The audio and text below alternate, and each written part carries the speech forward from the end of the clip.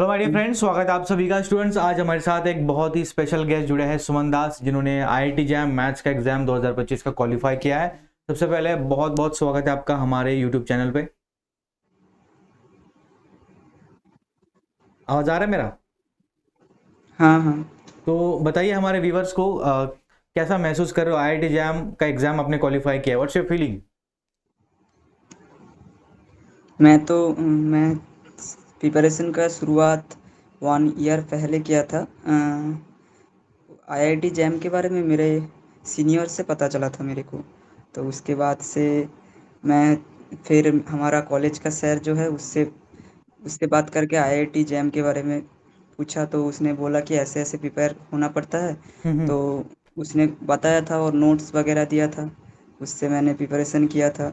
पहले तो जो जो कॉन्सेप्ट था आईआईटी जैम के सिलेबस में वो पहले बुक से पढ़ा, उसके बाद नोट्स पढ़ा, उसके बाद क्वेश्चन प्रैक्टिस किया, ऐसे करते करते। ऑलराइट, तो हमारे व्यूवर्स को बताइए आपने जैम की तैयारी कब स्टार्ट की, कितने महीने का आपका प्रिपरेशन रहना, कितने महीने का मेहनत है आपका जैम क्रैक करने के लिए? मैंने शुरुआत तो 1 ईयर पहले ही किया था, लेकिन उतने अच्छे से नहीं हुआ।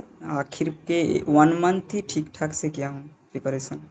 ओके, तो हमारे व्यूवर्स को बताइए, आपने तैयारी के दौरान बहुत सारे सब्जेक्ट पढ़े होंगे, ठीक है? इंटीग्रल पढ़े है, रियल पढ़े है, लीनियर पढ़ा है।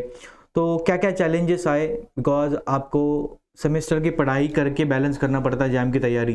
तो किस तरीके से आपके चैलेंजेस आए और कैसे आपने उन्हें हैंडल किया?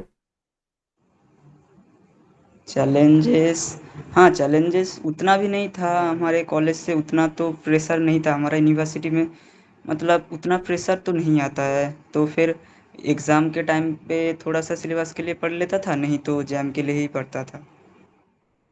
ओके, तो क्या कॉलेज की तैयारी के दौरान, बिकॉज सेमेस्टर की पढ़ाई की भी आपके टास्क होंगे, असाइनमेंट होंगे, तो आपको टाइम मिलता था? कितना टाइम देते थे डेली आप जैम की तैयारी के लिए? डेली ऐसे देखा जाए तो 1 से 2 घंटा देता था, लेकिन आखिर में आते आते 3-4 घंटा देता था। चार मतलब बढ़ाते गए ग्रेजुअली आप? ठीक है। हाँ। तो हमारे व्यूवर्स को बताइए आपका सोर्स ऑफ मोटिवेशन क्या था पढ़ाई के दौरान, बिकॉज मैथ जैसा सब्जेक्ट पढ़ना इतना आसान नहीं है, सेचुरेट हो जाते हैं स्टूडेंट्स। तो क्या मोटिवेशन रहा इसके पीछे? मोटिवेशन पहले से तो था, मैथ से लगाव था पहले से ही, बहुत हम्म पहले से। उसके बाद आईआईटी एनआईटी जाना था, हम्म। इसीलिए ठीक है, उसको ही आईआईटी, मोटिवेशन था। आईआईटी खुद एक मोटिवेशन था। हाँ हाँ। चलो आईआईटी बहुत बढ़िया। एनआईटी वही तो देखिए मोटिवेशन। स्टूडेंट्स, जब भी आप आईआईटी जैम की तैयारी करते हो, सबसे पहले अपने आप से क्वेश्चन पूछिए कि मैं आईआईटी जैम क्यों देना चाहता हूँ, ठीक है? जब तक इसका आंसर आपके अंदर से नहीं आता, तैयारी मत करिए। बिकॉज बहुत सारे स्टूडेंट तैयारी कर देते हैं, उनके दोस्त जैम का एग्जाम दे रहे इसलिए वो भी देते हैं, और फिर एक बार एक पॉइंट आ जाता है तो ठीक है, फ्रस्ट्रेट हो जाते हैं पढ़ाई करते।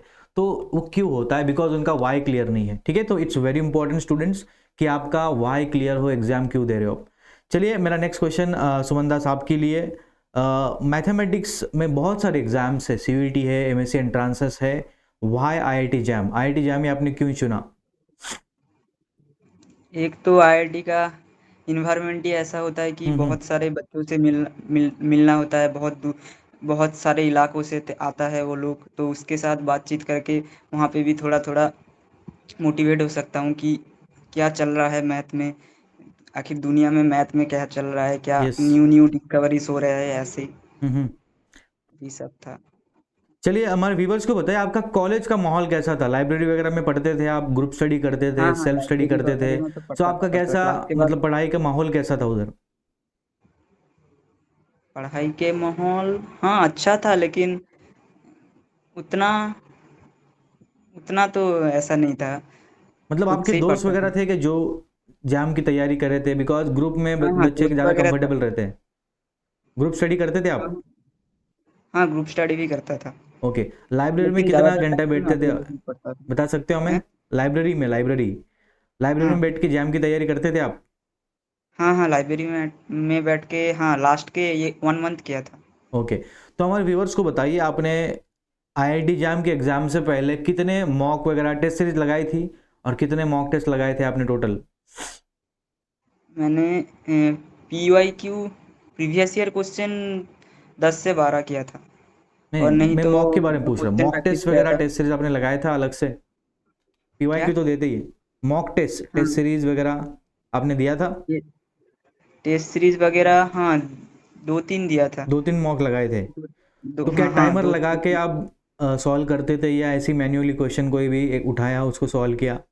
कैसे लगाते थे मॉक? पहले पहले पहले तो मैन्युअली करता था, 7-8 घंटे में 20-30 होता था। उसके बाद पता चला कि नहीं, ये तो 3 घंटे में करना पड़ता है, हाँ, तो 3 घंटे उसके में। बाद से यस, बहुत इंपॉर्टेंट है आखिर में। स्टूडेंट्स।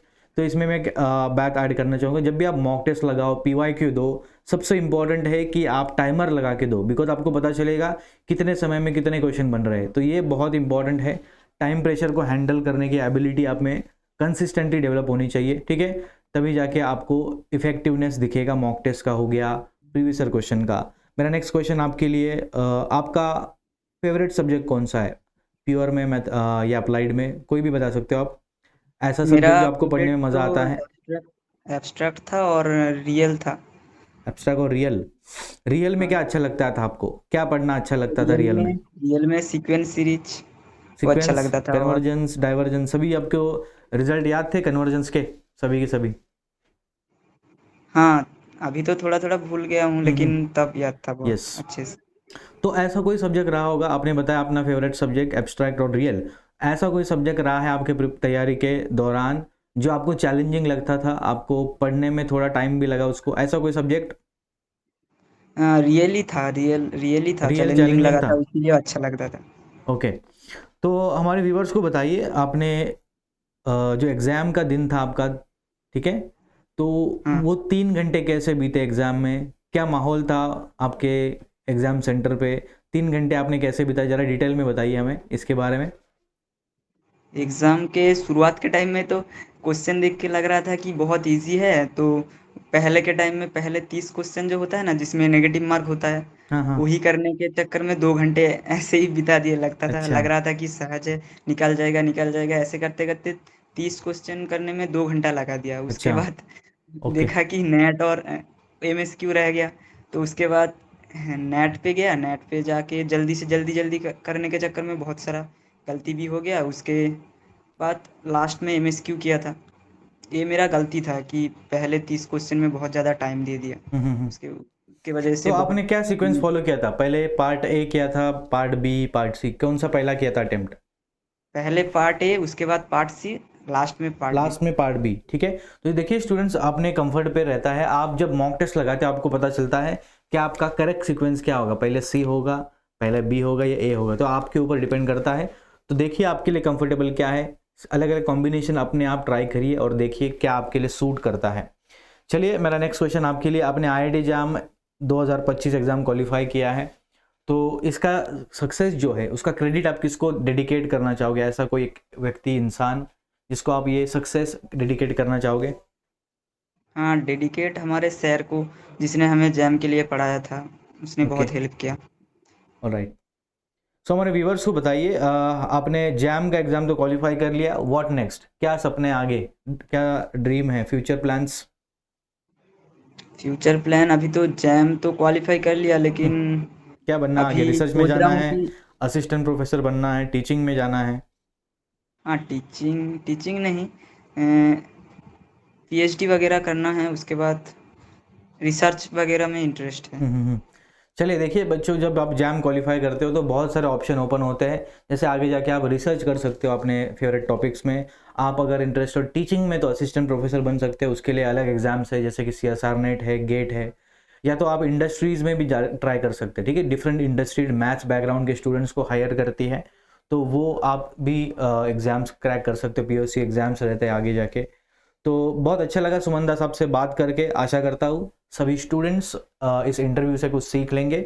मेरा आखिरी सवाल आपके लिए सुमन दास, क्या मैसेज है आपका हमारे व्यूवर्स के लिए जो अभी स्टूडेंट स्टार्ट करे तैयारी जैम की, तो क्या मैसेज आप उन्हें देना चाहोगे? मैसेज देना चाहता हूँ कि आप कंसिस्टेंटली पढ़ते रहे, गैप गैप ना दें। यस। अगर गैप दे दोगे तो बहुत ज़्यादा भूल सकते हो। उसके बाद फिर से पढ़ना पड़ेगा, और मॉक ज़्यादा से ज़्यादा देना चाहिए, वो भी टाइमर लगा के।